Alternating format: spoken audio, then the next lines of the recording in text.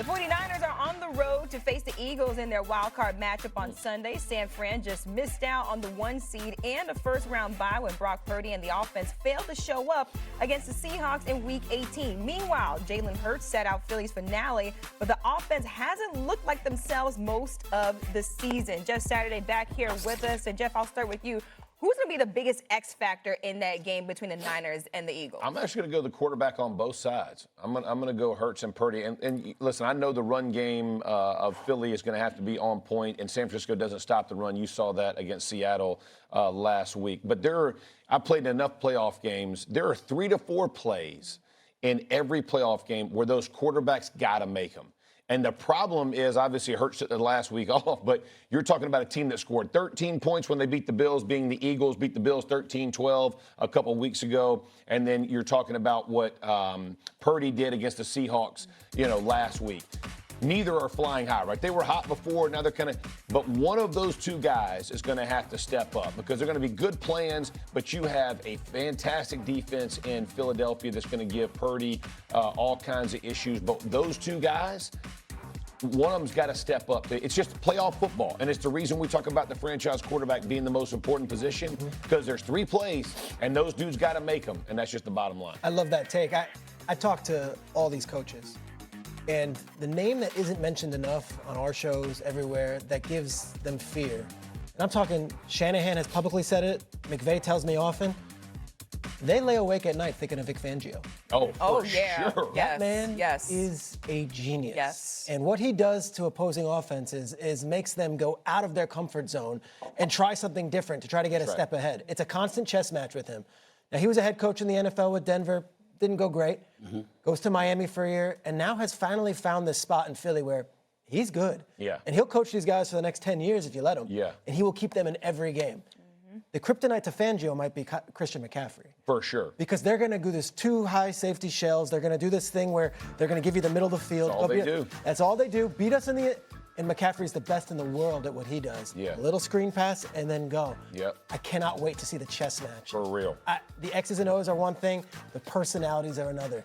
Shanahan versus Fangio and how Shanahan uses McCaffrey. Because I'll tell you, I thought last week McCaffrey was going to be a game breaker and insert himself in that MVP conversation. He did not. No. And he was silenced. Yeah. Silenced by Mike McDonald's defense. Yeah. How is McCaffrey going to perform against Fangio's D? I cannot wait for that matchup. For me, it's 2 people.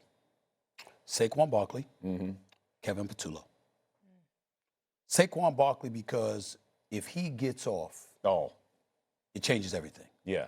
It serves to galvanize the Eagles offensively, or overall, because the defense definitely feeds off of it, and demoralizes your competition. Number 1. Number 2, Tulo, is what you're going to do if that's not the case. Don't force feed it, continue to try to run, be ineffective. You're going to unleash Hurts, let him throw. A.J. Brown going to be on the sideline like, what's up? Yeah. Give me the ball. You know what I'm saying?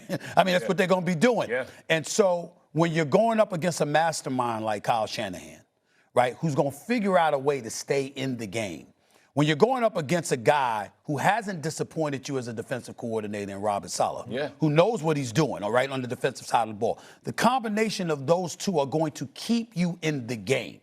And the tighter it gets, this is your first-year offensive coordinator. Yeah. You understand? Wasn't an offensive coordinator before. We know that the Eagles have struggled offensively. And the reason I bring him up is because it's real easy to figure out what to do if Saquon Barkley is running the football effectively. Even on occasion that you elect to throw the football because you engage in play action, you do what you got to do. But the point that I'm making to you is that changes everything. But it also makes things very dicey if he's not running the football effectively, because how you going to call the game?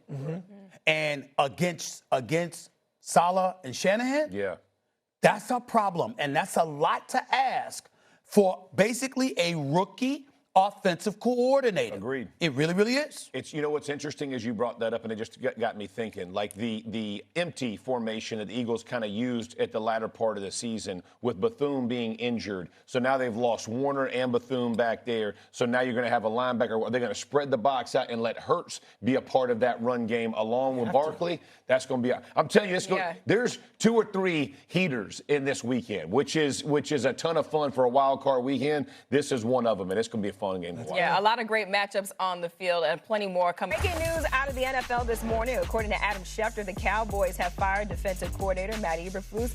Dallas now will be going on to their 4th different defensive coordinator in 4 seasons. Jeff Saturday joining us here at the desk right now. But Stephen A., I'll start with you. Your reaction to this firing? No surprise, deservedly so. I certainly don't want to be saying that as holidays are over. So I don't have to be in that nice, that generous kind of mood. But in the same breath, I don't want to celebrate a human being's firing. Right. I don't want to do that. I will say, however, it was warranted. You're giving up over 30 points a game, one of the worst defenses in all of the National Football League. And obviously, when you look at how high-powered their offense was, if you did a better job, then guess what? You know, this team might have had a shot. Worst in points allowed, 30.1, pass yards per game, etc. Now, what I will say, however, is that it didn't help that you lost Micah Parsons before the season started. It didn't help that Jerry Jones waited right until the trading deadline, you know, to get Williams and what have you, and Logan Wilson and these guys. Jerry Jones did not help the situation, which he has admitted. Right. So the fact that he admitted that and Eberflus is still gone seems a bit shaky. But in the end, it was apparent very, very early that this man did not need to be the defensive coordinator for the Dallas Cowboys. So we can't say it was the wrong decision. What we're saying is the wrong decision was to hire him in the first place, because it was clearly obvious after the situation in Chicago. At the very least, the man needed a year off. He was a good defensive coordinator for them a couple years back. Yeah, and he's been a good coach in this league. That, you know, Head coach? No. Okay. No. Good defensive coach. If you had Vic Fangio or you had Bill Belichick as a defensive coordinator of the Cowboys this year, you're still a wild card team. The defensive talent was so terrible. So to me, not a scapegoat per se, but like, doesn't move the needle for me news-wise. Yes, they had the worst defense in the league. Usually you lose your job on that. That's the business. Yeah. And I think when you heard Jerry Jones, even a couple of weeks ago, because Shadi kind of gave him hey, I've been in his place. I've been the coordinator that's been getting bashed on, right? He's kind of lived through these tough pains.